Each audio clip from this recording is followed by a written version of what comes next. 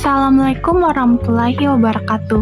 Halo teman-teman semua, perkenalkan nama saya Malika Ramadhani Dorin Putri dengan NIM 22070150159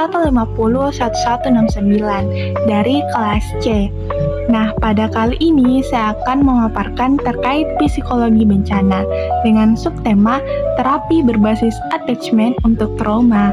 Namun, sebelum ke pembahasan lebih lanjut, saya akan menunjukkan dan memaparkan terkait salah satu kasus atau peristiwa yang dihadapi oleh seseorang.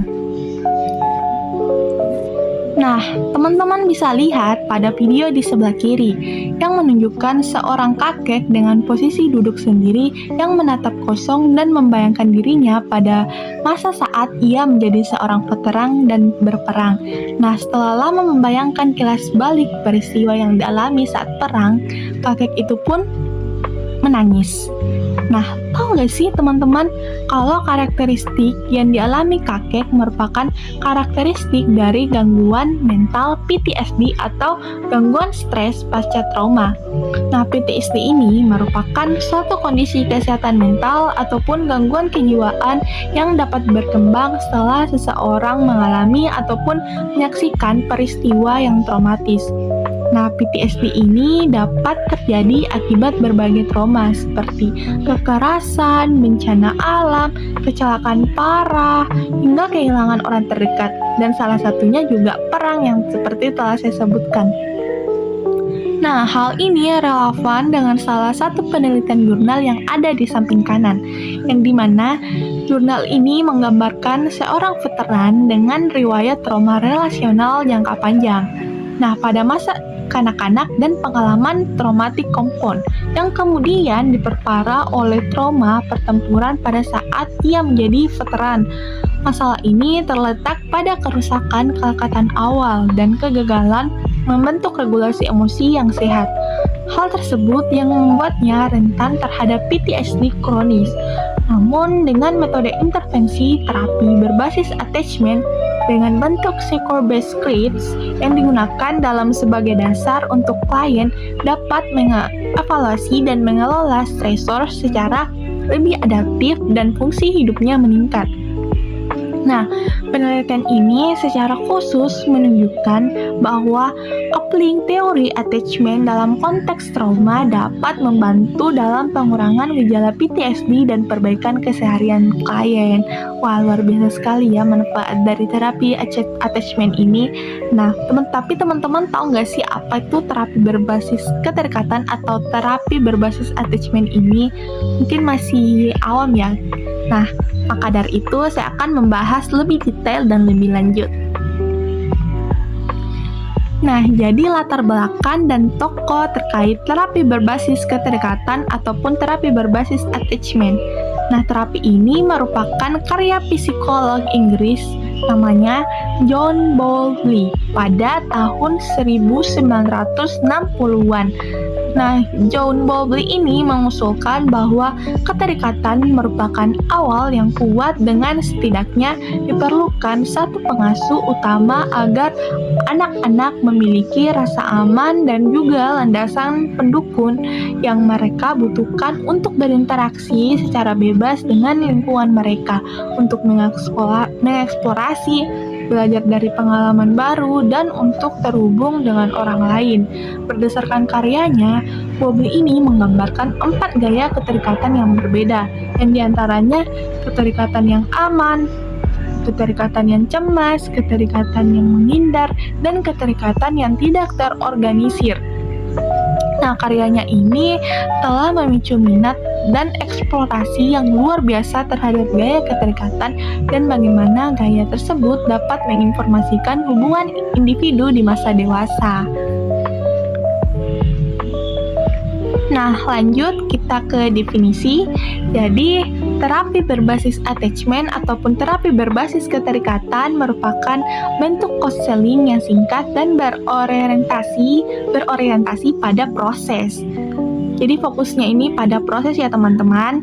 Nah, fokus utamanya adalah membangun hubungan terapeutik yang aman dalam membantu klien memproses trauma, membentuk kembali pola kelekatan yang tidak aman, dan meningkatkan regulasi emosi serta hubungan secara interpersonal.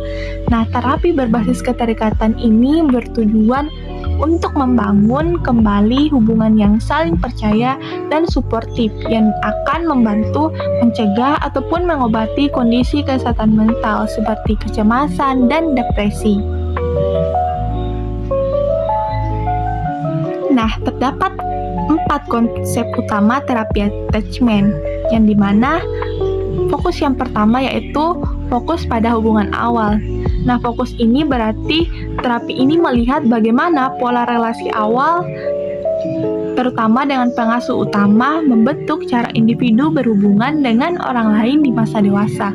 Yang kedua, relasi terapeutik sebagai secure base. Nah, terapi ini berfungsi sebagai figur kelekatan sementara yang aman dan memberikan koreksi pengalaman relasional yang maladaptif. Ketiga, ada pemrosesan trauma relasional yang dimana trauma ini efektif untuk klien dengan trauma interpersonal, penelantaran, kekerasan, ataupun kehilangan. Nah, yang terakhir ada pendekatan empatik dan responsif.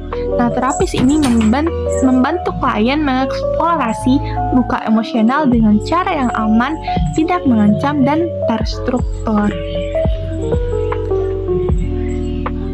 Next, kita ke teknik dan intervensi yang digunakan dalam terapi keterikatan. Nah, layaknya bentuk psikoterapi lainnya, terapi berbasis keterikatan ini cenderung mengambil pendekatan yang fleksibel, tergantung pada perkembangan dan kesiapan individu untuk berubah. Karena alasan ini, tidak ada proses langkah demi langkah yang ketat.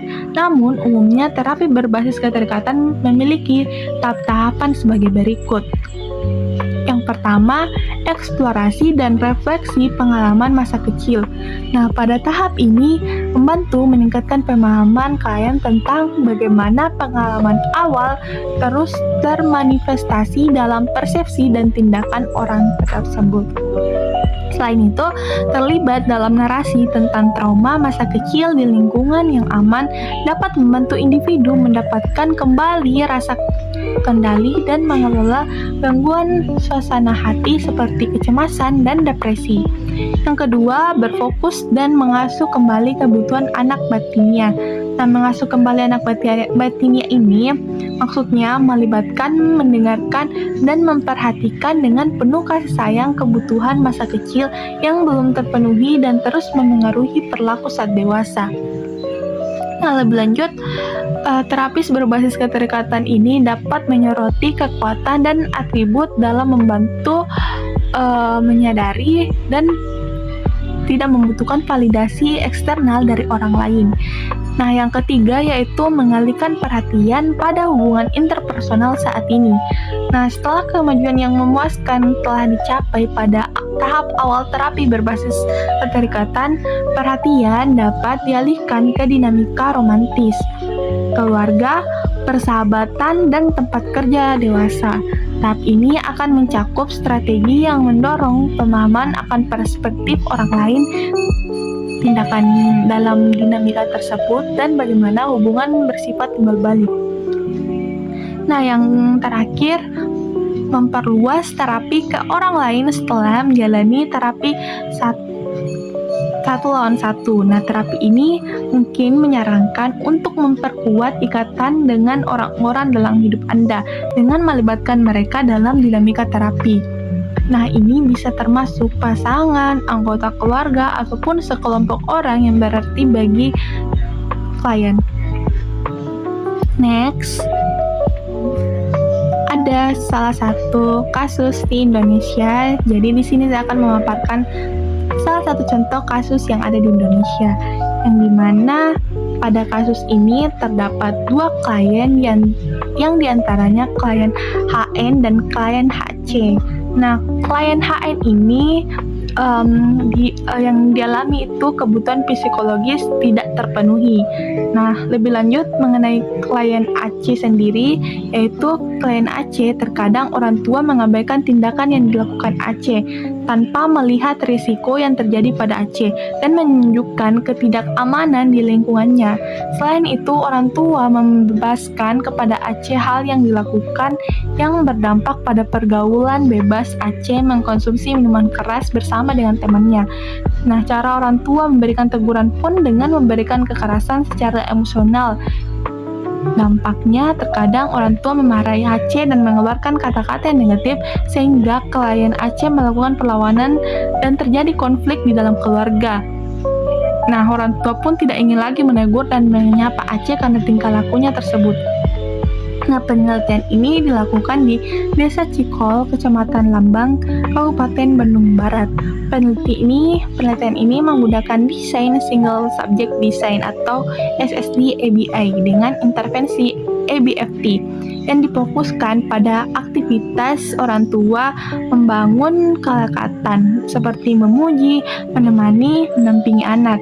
Nah, hasil dengan penelitian ini menunjukkan bahwa ABFT efektif dalam meningkatkan rasa bahwa anak merasa mendapat perhatian, perlindungan, dan pendampingan dari orang tua. Nah, jadi terapi berbasis attachment ini juga bisa dilakukan pada anak yang tidak ataupun kurang mendapatkan perhatian dari orang tuanya, teman-teman, berdasarkan kasus ini. Oke, next. Sini saya akan memaparkan terkait kelebihan dan kekurangan terapi berbasis attachment ataupun terapi berbasis kelekatan. Yang dimana kelebihan yang pertama yaitu membangun kembali pola hubungan yang aman.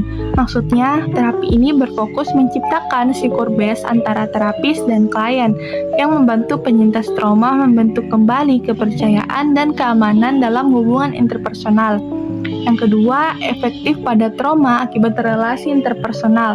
Nah, ini cocok untuk trauma dari kekerasan dalam keluarga seperti tadi pengabaian masa kecil ataupun kehilangan figur penting. Yang ketiga, menekankan pada regulasi emosi. Nah, terapi ini memperkuat kemampuan klien untuk mengenali, mengekspresikan, dan mengelola emosi melalui hubungan terapeutik yang aman. Namun, terdapat berbagai kekurangan pada terapi ini. Yang diantaranya itu prosesnya cukup lama. Nah, maksud dari ini merupakan perubahan pola attachment memerlukan waktu dan komitmen jangka panjang dari klien tersebut dan terapis itu sendiri. Yang kedua, tidak semua trauma cocok ditangani dengan pendekatan ini, jadi nggak semua loh teman-teman. Nah, karena kurang efektif untuk trauma non-interpersonal. Nah, yang ketiga yaitu bergantung pada keterampilan terapis. Nah, terapis harus terlatih secara khusus dalam teori attachment dan sensitivitas trauma. Nah, kesalahan dalam pendekatan ini bisa memperburuk trauma. Nah, kesimpulan dari pemaparan keseluruhan ini yaitu terapis berbasis keterikatan berfokus dalam membangun hubungan terapeutik yang aman dalam membantu klien memproses trauma, membentuk kembali pola kelekatan yang tidak aman, dan meningkatkan regulasi emosi serta hubungan interpersonal. Nah, terapi berbasis keterikatan ini dikembangkan dan merupakan karya psikolog Inggris John Bowlby pada tahun 1960-an. Konsep utamanya itu fokus pada hubungan awal, relasi terapeutik sebagai secure base, pemrosesan trauma relasional, dan pendekatan empatik dan responsif. Nah, teknik intervensi yaitu eksplorasi dan refleksi pengalaman masa kecil, berfokus dan mengasuh kembali kebutuhan anak batinnya, mengalihkan perhatian pada hubungan interpersonal saat ini, dan memperluas terapi ke orang lain. Kelebihan terapi ini sendiri itu membangun kembali pola hubungan yang aman, efektif pada trauma akibat relasi interpersonal, menekankan pada regulasi emosi. Adapun kekurangannya yaitu prosesnya cukup lama, tidak semua trauma cocok ditangani dengan pendekatan ini, dan bergantung pada keterampilan terapis. Oke semua, terima kasih atas perhatiannya. Kurang lebihnya mohon dimaafkan, dan ini terdapat beberapa referensi yang saya gunakan. Semoga bisa digunakan juga untuk kebutuhan tugas perkuliahan yang lain. Oke, mungkin segitu dulu. Wabillahi taufiq wal hidayah. Wassalamualaikum warahmatullahi wabarakatuh.